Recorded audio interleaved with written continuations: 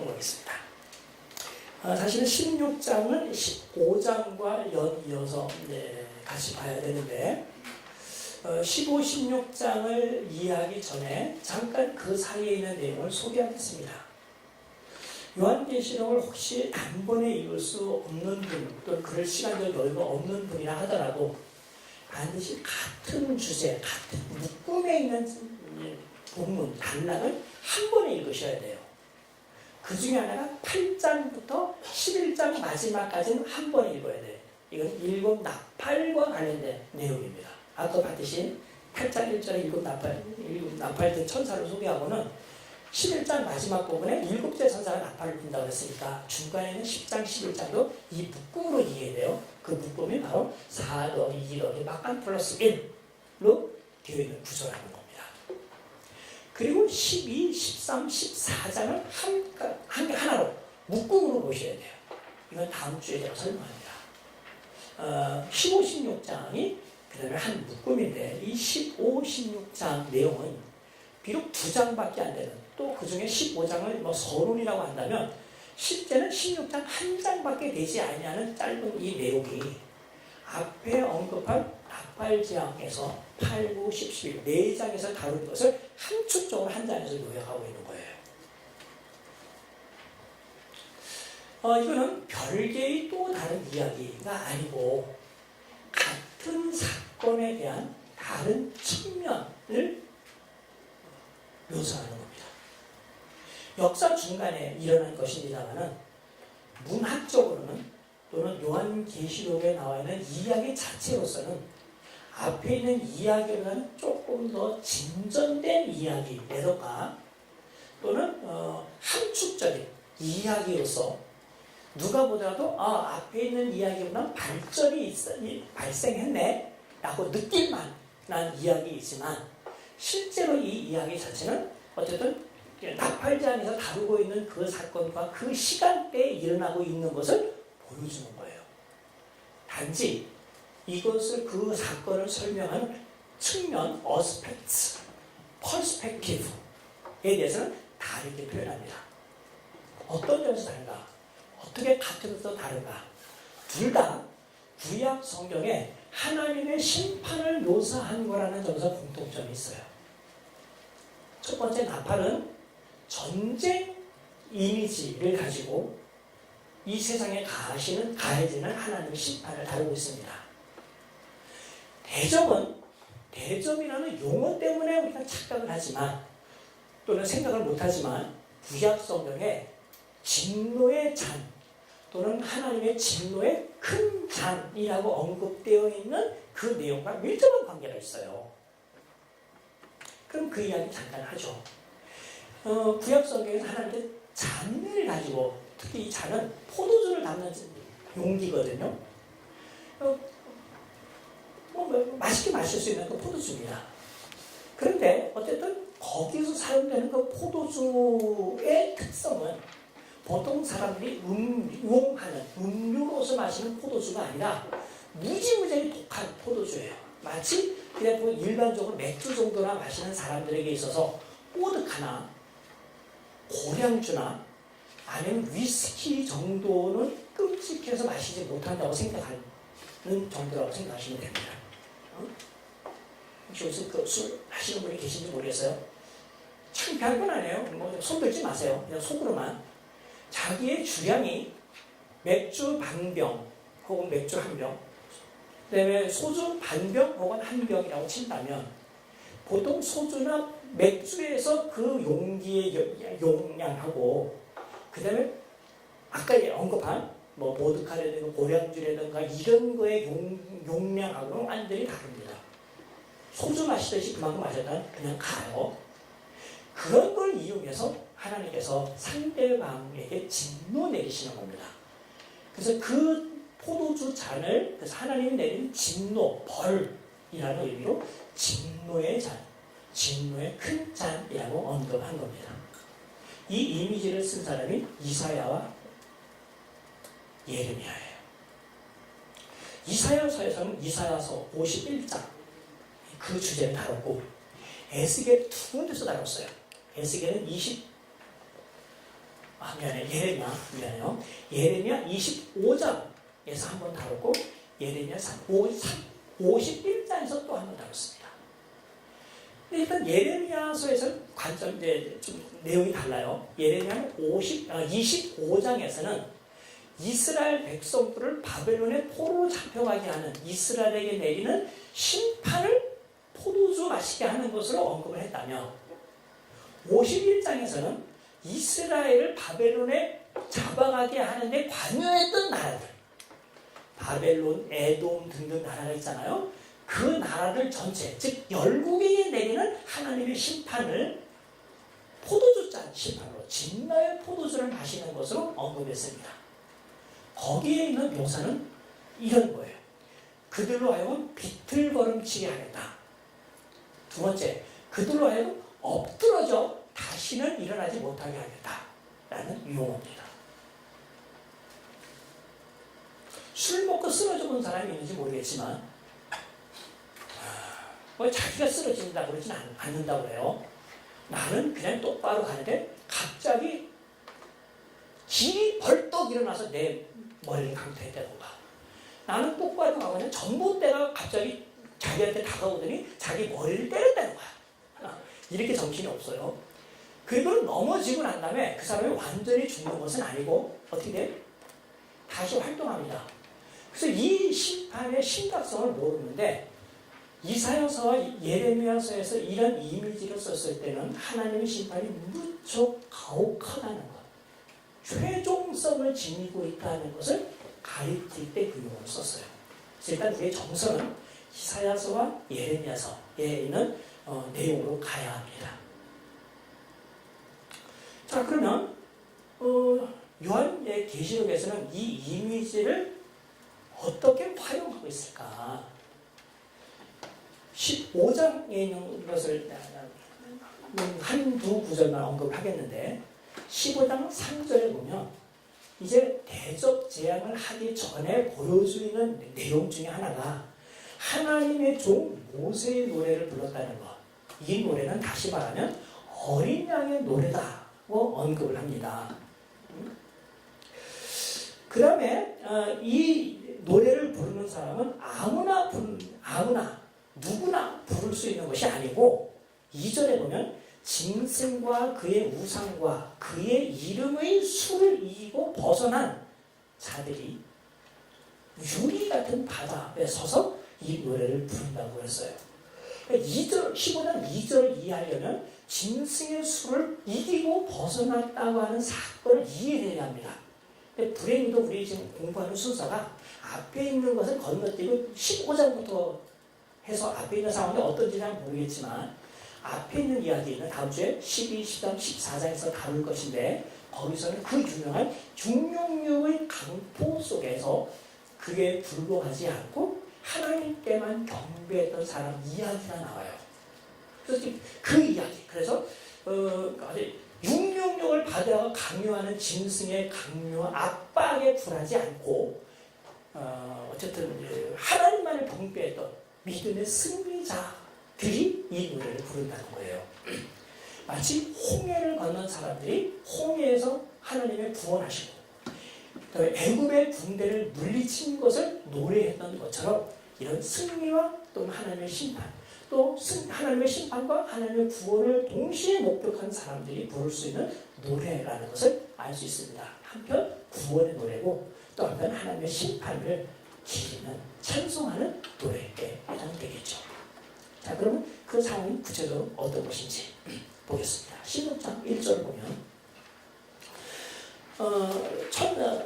큰 음성이 나서 7 천사에게 말하되 너희는 가서 하나님의 진노의 7 대접을 땅에 쏟으라 그랬는데 제 책에서 이 진노의 7 대접을 큰 잔이라고 풀어서 설명했습니다. 그래서 구약 성경에 나오는 보통 진노의 잔도 하나님의 큰 심판을 나타내지만 그것보다 더 강조하기 위하여 큰 잔이라고 언급되어 있는 그것을 여기서는 대접이라고 언급한 겁니다.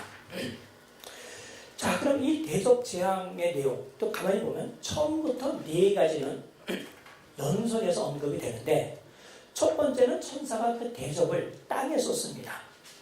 두 번째는 대접을 바다에 쏟습니다. 세 번째 천사는 그 세 번째 대접을 물 근원에 쏟습니다. 네 번째 천사는 그 대접을 태양에 쏟습니다. 어쨌든 대접이라고 하는 도구가 다른 것을 제외하고는 천사가 어떤 행동을 했는데 일련의 순서가 땅, 바다, 물, 해양 혹은 천체 순으로 되어 있는 것은 일곱 나팔과 비슷하다는 것을 알 수 있겠죠. 의도적이라는 것을 알 수 있어요. 즉 이것은 일곱 대접은 일곱 나팔과 병행을 이루면서 하나님이 행하시는 심판을 두 측면에서 강조하고 있다는 사실입니다. 그래서 이건 어떤 면에서 경외고도 보시면 좋을 거예요.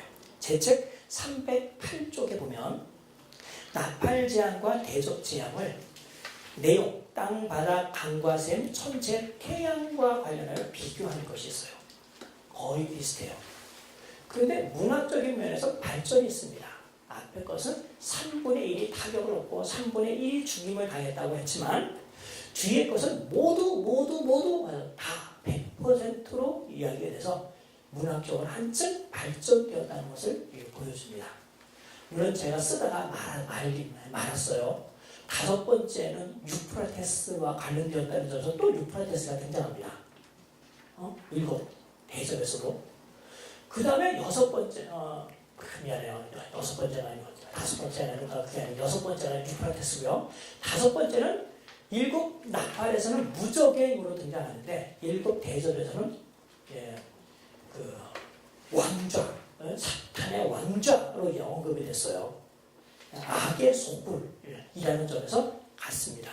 사실 이 이야기는 처음부터 여섯 번째까지가 다 대칭을 이루고 있다는 것을 볼 수 있는데 그 중에서 특별히 네 개는 구체적으로 땅, 바다, 물, 태양이라는 점에서 아주 의도적으로 이것을 대칭 구조로 만들려고 이렇게 언급하고 있다는 것을 보게 되는 겁니다. 마찬가지 여기에 사용되는 묘사 역시 그 다음에 샘이 피가 되고 죽음이 있고 또 어두워지고 하는 것과 관련해서 보면 이것도 출애굽 당시 하나님께서 애굽에 내렸던 재앙 이미지를 여기에 갖다 썼다고 볼 수 있습니다. 그런데 그럼에도 불구하고 대접 재앙이 나팔 재앙과 다른 면에서 강조하고 있는 것이 특징적인 것이 두 가지 있어요. 특별히 여기서 이렇게 우리가 쉽게 발견할 수 있습니다. 나팔 재앙은 어쨌든 전쟁용으로서 하나님의 심판이 세상이 성도들에게 가한 것을 그대로 심판하려는 데 목적이 있다는 것을 보여준다고 한다면 대접 재앙과 관련해서는 좀 더 신학적이고 상황적인 목적을 제시하고 있습니다. 첫 번째는 16장 2절에 언급이 되었는데요. 첫째 천사가 가서 그 대접을 땅에 쏟음에 짐승의 표를 받은 사람들과 그 우상에게 경배하는 자들에게 악하고 독한 종기가 났다. 악하고 독한 종기는 애굽에 내렸던 하나님의 징계예요. 그런데 누구에게 내렸느냐 하는 것이 여기 더욱 강조가 됐습니다. 그러니까 짐승의 표를 받은 사람들, 우상에 경배하는 자, 우상 숭배하는 사람들에게 내렸다는 거예요. 그래서 이것을 이해하려면 다음 주에 공부할 13장, 14장의 내용을 우리가 이해해야 합니다.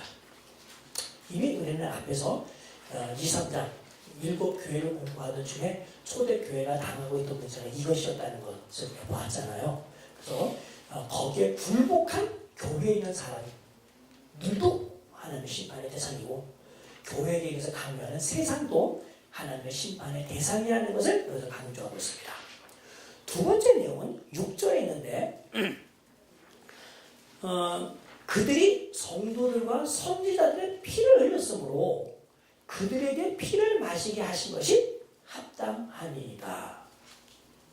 동종 동류의 심판, 재판법을 가지고 하나님이 심판한다는 것을 강조하는 거예요.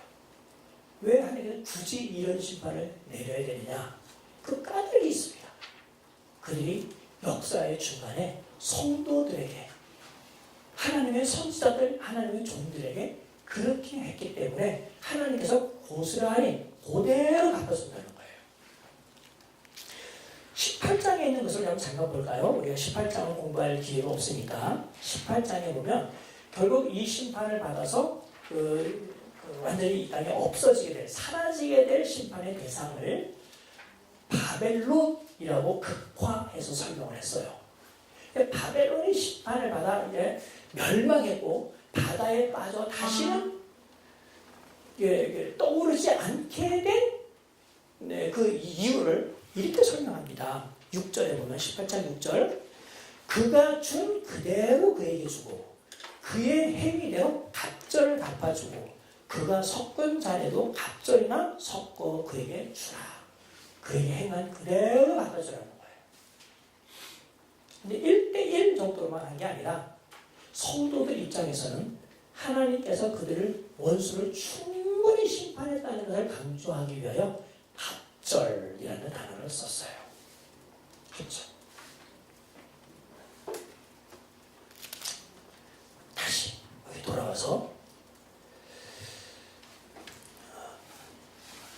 5절에 보면 이런 식으로 하나님께서 심판하기 때문에 심판을 당하는 사람들도 억울하다고 하지 않고, 또 그동안 지금 하나님에 의한 심판을 당하는 사람들이 전에 자기들을 심판해서 어려움을 당했던 성도들, 다시 그 성도들은 6장 9절부터 11절에 묘사됐는데 그들이 하나님의 심판이 바로 철저하게 이루어지지 않는 것을 보면서 하나님께 대주세요.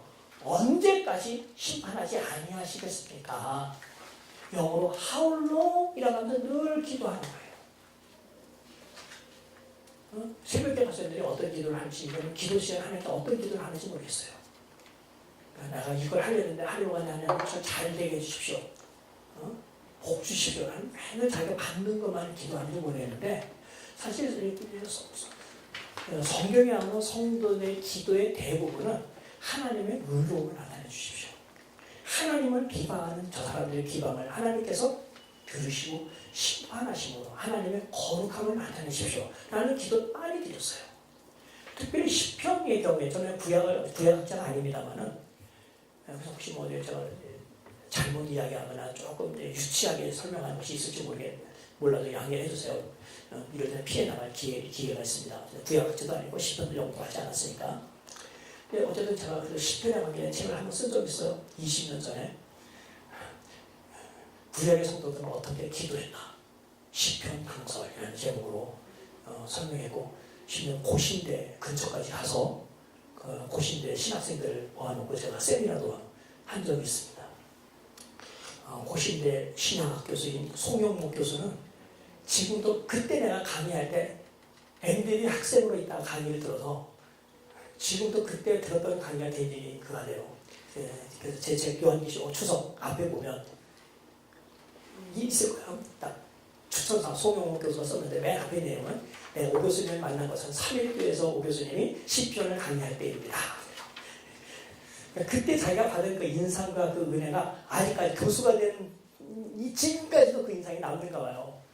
그래서 추천서에서 안 써도 되면 썼더라고. 그래서 저 나름대로 시편에 대한 관심이 있고 공부 좀 했어요. 시편을 공부하면서 제일 어려웠던 부분이 소위 영어로 임프리카토리 싸움이라고 하는 복수를 구하는, 아니면 저주를 구하는 저주의 기도예요. 제가 어쨌든 제 책에서 그걸 쓰면서 이게 개인적인 저주 문제나 개인적인 복수 내용이 아니라 언약의 하나님께서 하나님의 언약 백성들을 받게 하는 그 사람들을 언약에 신실하신 하나님이 하나님의 거룩하심과 공의로 나타내 주기를 바라는 하나님의 십정을 대신해서 드리는 기도다. 뭐 이렇게 설명을 했어요. 그보다 더 잘 설명할 수 있는 방법이 있겠죠. 근데 제 짧은 지식으로 제가 알고 있는 신학적인 책이나 시편에 있는 내용으로 봐서는, 저는 구약 신학 입장에서 볼 때는 하나님과 우리의 언약 관계라고 한다면 하나님께서 언약이 주어서 언약의 당사자인 백성들이 당하는 그 고난을 자신이 당하는 것이라고 생각하고 있어요. 근데 당하는 언약 백성의 입장에서는 왜 하나님께서 우리에게 약속하셨던 것을 신실하게 해가지 않습니까? 왜 우리를 보호하지 않습니까? 라는 마음을 갖게 돼요. 그때 하나님께서 하나님께 원수를 갚아달라고 드리는 기도는 하나님의 신실하심과 하나님의 약속하심을 이런 방법으로 나타내요. 그의 백성들에게는 신실하신 하나님이라는 것, 원수들에게는 하나님이 공의로우신 하나님이라는 것을 나타내시옵소서. 이것이 하나님이 세상에 나타나시는 하나님의 영광입니다. 그러니까 소위 임프리카토리 싸움에 담기는 중요한 신학이에요. 이 내용을 우리가 충분히 이해해야 여기 있는 부분 6장 9절에 나오는 내용을 이해할 수 있습니다. 왜냐하면 실제로 신약 성경에 보면은 이것과 상충되는 내용이 있어요. 신약만 아니라 구약도 너희가 원수를 친히 갚지 말고 나한테 맡겨라. 신약 성경에는 한 걸음 더 나가요. 너희는 원수를 위하여 기도하라. 원수를 위하여 기도하라는 말씀이 분명히 있는데 왜 원수를 위하여 기도하지 않고 하나님 원수를 갚아달라고 하나님이 요청합니까? 어울리지 않잖아요. 사실 어떤 면에서 모순되는 듯이 보여요. 근데 그렇게 접근하면 안 된다는 말이거든요. 그래서 그 뒤에 계속해서 나오는 것이 뭐냐면 하나님께서 이렇게 심판하시니 의롭고 참되시도다. 하나님은 의로우심과 참되심을 나타내는 방법을 구하는 거예요. 그러니까 맨 앞에 비교적 교회 시대가 시작하는 무렵과 비교적 역사의 중간기에 성도들이 애타게 하나님께 부르짖는 임프리카토리 싸움과 같은 임프리카토리 프레어 내용에 대하여 요한계시록은 답변을 해놓은 거예요. 하나님께서는 그대로 행하신다. 그대로 행하신다. 그래서 성도들이 하나님의 원수들을 심판하시는 것을 보면서 계속 이런 반응을 하는 거예요. 16절 5절에 하나님께서 요한계시록의 표현대로 한다면 전에도 계셨고 지금도 계신 거룩하신 이입니다. 그분께서 이렇게 심판하시니 의로우시도다. 하이라이트, 이런 반복적인 기도의 하이라이트가 19장 2절에 있어요. 할렐루야, 구원과 영광과 능력이 우리 하나님께 있도다. 2절은 우리나라 말성경에는 접속사를 웬만하면 잘 표현을 안 했는데 여기는 접속사를 넣어야 의미가 살아나요.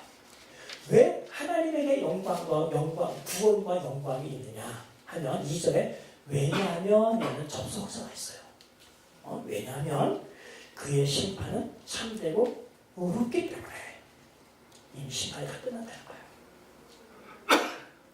그래서 지금 대적 제약에서 강조하려고 하는 것은 이와 같은 하나님의 심판이 의롭다는 것, 참되다는 것을 강조하려는데 목적이 있어요. 그러니까 동일한 심판에 있어서 어떤 신학적 관점을 가지고 이 사건을 접근하느냐, 나팔제약과 대접제약의 차이가 있다 하는 겁니다. 9절에 보면 앞에서 언급했듯이 하나님께서 세상에 이런 심판을 내리는 중요한 목적이 그냥 심판 자체를 위한 걸 있는 것이 아니라 이런 심판을 행하시는 하나님의 존재를 알리는 데 목적이 있다는 것을 보여줍니다. 사람들이 태양에 의하여 태움을 받는데 앞에서는 태양 전체가 타격을 입어서 빛이 없어져 어둠 재앙으로 사람들에게 재앙을 내린 것을 강조했잖아요. 근데 여기서는 태움 입습니다. 어떤 방법으로 태움을 입는지는 잘 모르겠어요. 이상기운 때문에 그렇다는 것은 과학적인 방법이고 어쨌든 하나님께서 심판을 그냥 이런 방식으로 그냥 설명하는 겁니다. 그런데 이런 1년에 4재앙을 내리셨을 때 내리시면서 하나님이 기대했던 것은 결국 회개하고 하나님께 영광을 돌리는 거여야 돼요. 이 사람들은 둘째 사망에 들어갈 만한 자격을 가지고 있는 사람들답게 절대로 회개하지 않고 하나님께 영광을 안 돌립니다. 하나님의 심판이 강렬하면 강렬할수록 하나님을 비방합니다. 여기에는 언급이 되지 않았지만 나팔 재앙에 보면은 사람들이 이 땅에 살면서 자기가 의존했던 점을 보는 것, 술수를 행하는 행동들을 더 많이 해요. 오히려 우상숭배를 더 많이 함으로써 또 거기에 의존함으로써 하나님의 심판을 더 강렬하게 초래하고 있다는 것을 보여줍니다. 하나님의 의도하신 것과 세상이 나아가고 있는 방향이 전혀 다르다는 것을 보여주고 있어요. 그 다음 우리는 이런 질문을 할 수 있습니다. 그럼 교회는 이런 상황에서 하나님의 참되고 의로운 심판을 보면서 어떻게 반응해야 되느냐. 교회 안에는 불행하지만 두 부류가 있어요.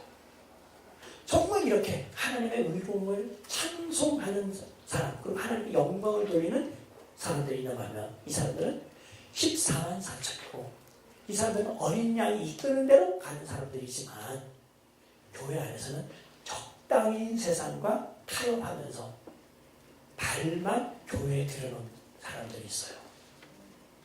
이걸 요한계시록 앞부분에서 고발합니다. 눈으로 보는 것을 다 가지고 보이는 것을 가지고 그 교회의 전체적인 것을 평가할 것이 아니라 진짜 그들이 하나님만을 경배하고 자기에게 당하는 그런 수모를 시험을 견디느냐. 그러면 주님께서 재림하실 때 그들에게 주시는 복을 그들은 약속받는 것이고, 그렇지 않으면 그들은 세상을 심판하시는 하나님의 그 심판 속에 그들도 참여하게 돼요.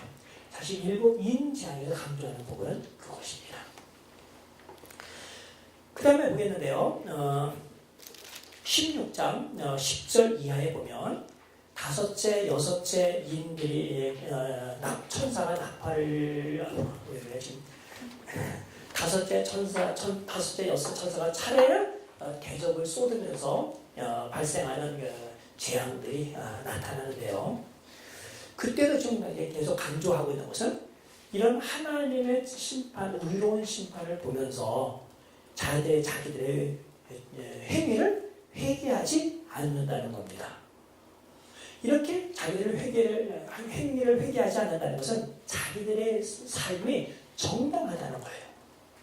하나님의 의로우심을 인정하지 않는다. 하나님의 존재를 부정한다는 겁니다.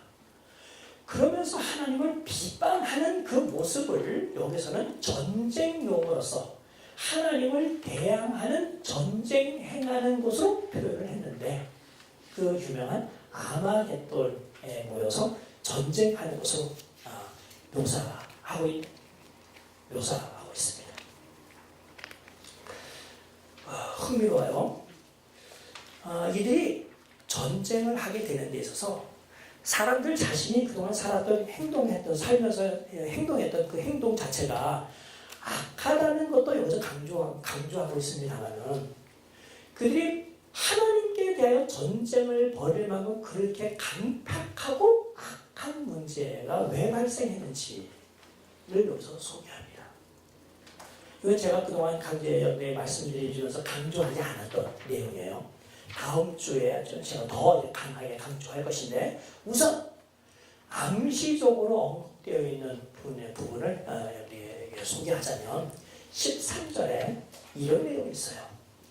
내가 봄에 개구리 같은 새 더러운 영이 용의 입과 짐승의 입과 거짓 선지자들의 입에서 나오니, 사실 이 용과 짐승과 거짓 선지자를 이해하려면 13장을 이해해야 돼요. 이 13장을 안 보고 넘어가는데 핵심 논리에는 이 세 실체는 마치 하나님과 어린 양과 일곱 영이 하나의 묶음으로서 신성적인 존재로 교회와 관련이 있는 것처럼 이 세 실체는 하나의 묶음으로 이 세상과 관련을 맺고 있습니다. 세상의 권세를 맺고 있습니다. 그들이 하는 것은 하나님이 하는 방식과 거의 비슷하게 흉내를 해요. 성령이 하는 역할을 거짓 선지자, 즉 땅에서 올라온 짐승이 하고 있고, 메시아이신 어린 양이 하는 그 기능을 바다에서 나온 짐승, 여기 짐승이라고 하는 언급된 그 짐승이 하게 되고, 하나님이 가지고 계신 권위와 그런 권세 또는 말씀하시는 것은 용이 그 역할을 감당합니다. 그래서 악의 삼위일체라는 별명이 붙어 있어요. 그들이 온 세상의 권력자에게 영향력을 행사해요. 소위 사주를 넣습니다. 그랬더니 바로 이것이 신의 음성을 생각하면서 이것이 살아있는 하나님의 음성이냐 착각하면서 하나님에 대하여 전쟁을 일으켜요. 그러면서 흩어져 있는 세상의 세력들, 왕들, 통치자를 규합을 하는데 어떤 방식으로 하냐면 개구리 같은 새 더러운 영이 나온다고 그랬어요. 개구리가 왜 언급됐을까? 물론 성경상 개구리가 나오게 된 것을 찾다면 애굽의 개구리 재앙을 생각할 수 있겠지만 또 다른 하나 요한계시록에서는 개구리와 관련하여 굉장히 강조하고 있던 것이 여기 등장한 세 등장인물 중에 세 번째인 거짓 선지자와 미적한 관계가 있습니다. 개구리는 모양보다는 그가 밖에서 개굴 하는 그 내용에 강조점을 뒀을 가능성이 커요. 즉 개굴이라고 하는 소리를 내지만 그 의미를 알 수 없는 사람으로서는 그 뜻을 전달받지 못하는 소리입니다. 요한계시록에서는 이것을 거짓말을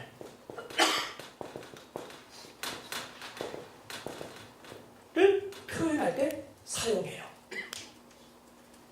지금 이 내용이 13, 14장 읽지 않았기 때문에 나온 것이라서 이런 얘기 좀 낯설는데 12장, 13, 12장 마지막 부분에 있는 것을 우리가 보면 이렇게 연결이 쉬워요. 용이 세상 사람들과 또 교회를 박해하기 위하여 공격하는 것 중에 하나가 12장 마지막에 보면 용의 입에서 물이 나온다고 했거든요. 그죠? 근데 하나님께서는 땅으로 하여금 그 입을 벌려 그 물을 다 삼켜버린다고 했습니다. 쉽게 보면 물의 피해를 입지 않게 하겠다는 거예요. 바로 그 즈음에 요한계시록에 자주 사용하고 있는 것이 뭐냐 하면 땅에서 올라온 짐승이 바다에서 나온 짐승의 형상을 만들고 이것은 위대하다, 여기에 경배하라 하면서 사람들을 속이는 일을 해요. 소위 거짓말을 하는 겁니다. 바로 이 내용을 구약성경, 특별히 시편 144편 7절, 내 기억이 맞다면 잠깐 확인하고 144편 7절과 8절에 보면 이 내용을 그대로 써서 표현했어요. 다윗이 하나님께 부르는 기도입니다. 하나님이시여 저를 큰 물에서 구원하여 주옵소서. 하나님이여 나를 저 거짓말하는 자들에게서 구원하여 주옵소서 라고 기도를 해요. 여러분들 신학교 다니면서 시편을 공부하신 분이면 시편 공부의 가장 기본적인 되는 것이 시편 저자는 어떤 사상을 문학 형식을 통하여 제시하는데 시편 저자가 자주 사용하고 있는 문학 형식은 패럴렐리즘, 대꾸법이다. 그죠? 그래서 동의 대꾸법, 반의 대꾸법, 종합적 대꾸법이라는 것이 있는데 둘을 나란히 대조시켜서 사상의 발전과 개조와 비교를 통하여 어떤 사상을 전달하는 방식이에요. 여기서 사용되고 있는 것은 동의 대꾸법입니다. 여호와여 나를 큰 물에서 구원하여 주옵소서라는 홍순한 데서 살려달라고 외치는 것이 아니라 자기 주변에 있으면서 자기로 하여 거짓말로 자기를 자꾸 꼬드겨 넘어뜨리게 하고 덕기로 가게 하는 사람들에게 내가 진리의 심지를 가지고 하나님만을 향하게 해주십시오 라고 하는 거예요. 이 세상에 인간 중에 절대 강자가 없어요. 우리는 다 귀가 얇아서 넘어가기 쉽습니다. 심지어 다윗도 하나님께 그렇게 기도한 거예요. 하나님 저를 지혜를 붙여주십시오. 내 주변에 있는 사람들이 다 거짓말로 도배해서 나를 가지고 넘어뜨리려고 합니다. 이걸 다윗은 큰 물에서 나를 건져주십시오 라고 표현했거든요. 그래서 여기서도 말하자면 12장에서 그런 식으로 물을 썼다고 한다면 16장에서 개구리는 바로 이런 개굴개굴이라는 의미 없는 말들, 우리가 볼 때는 그것을 써서 사람들에게 영향을 주는 거예요. 근데 왕이며 장군이며 이 통치자들이 이 사위 악마들의 말이 맞다고 생각하여 대거 한 자리에 모여서 싸우려고 무정하고 있습니다. 어디서 싸울까요? 이것도 구약시대 그 이미지를 빌려왔어요. 구약시대는 곡창지대, 이스라엘 평야가 있는 요새 무깃도에서 싸움을 많이 했어요. 무깃도는 특별히 사사기 5장, 그 유명한 전쟁터인데요. 시스라와 바락, 드보라, 사사가 싸웠던 그것입니다. 그것이 또 뭐예요?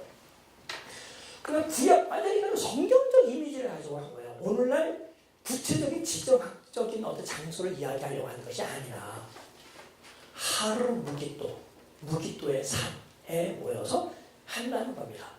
이게 진짜 무기를 들었다고 보는 사람도 있는 반면 그것보다는 우리의 정신세계와 세계관과 살아가는 방식이 하나님의 의도와 거슬려 산 모든 것을 여기서 종합 요약적으로 얘기하는 거예요. 거기에 모여서 거슬리지만 하나님은 만주의 주여 만왕의 왕이셔서 그들을 이기실 거라는 겁니다. 결국 사람들의 의도는 숲으로 돌아가고 개구리의 음성을 듣고 모였던 그 왕들은 거짓말에 속아 결국 하나님께로부터 최후의 심판에 직면하게 된다는 게 이 기사가 알려주는 중요한 교훈입니다.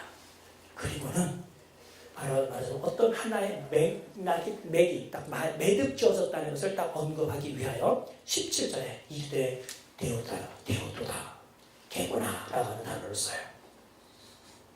그래서 하나님의 모든 계획이 이제 이루어집니다.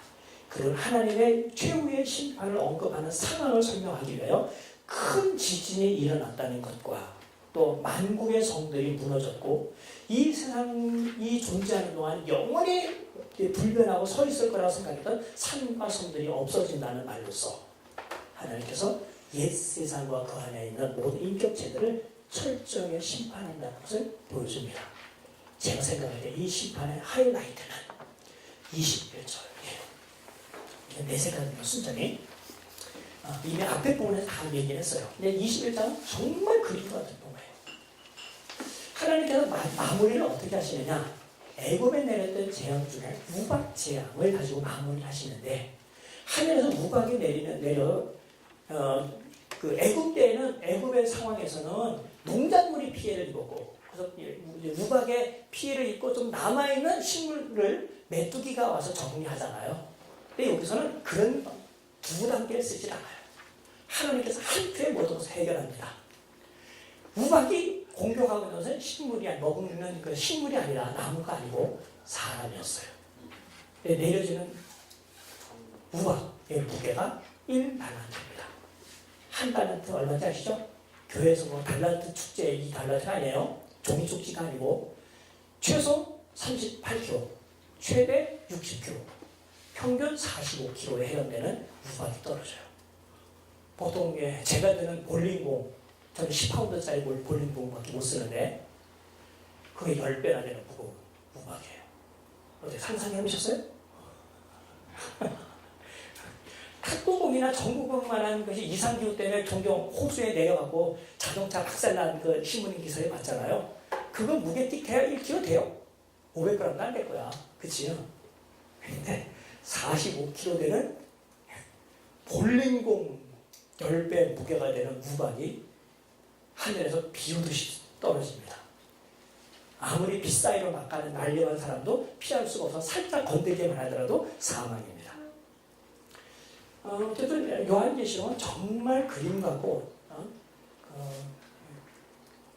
화려한 그런 표현법을 써서 하나님의 심판과 행위의 사실성 또 인상적인 그림을 그려주고 있다는 것을 볼 수 있어요.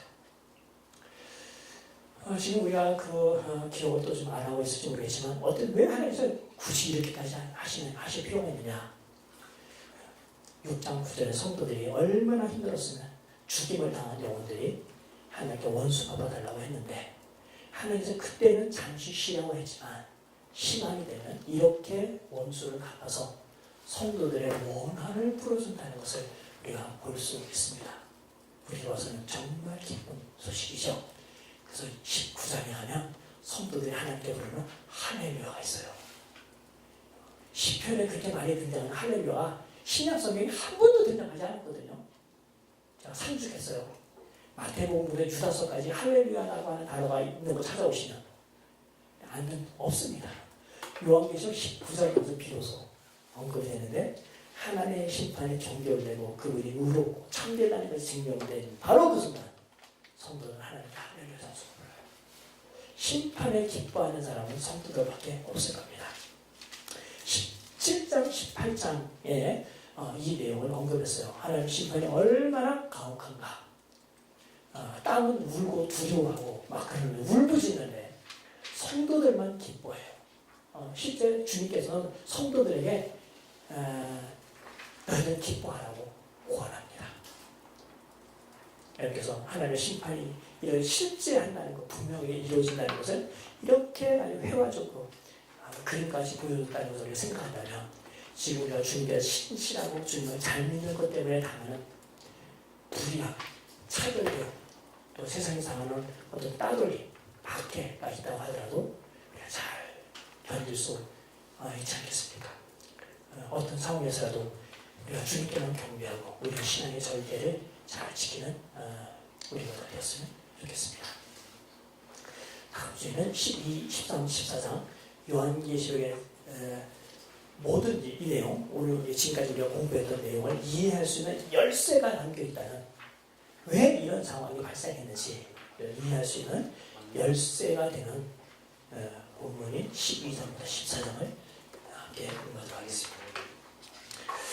수고하셨습니다. 네,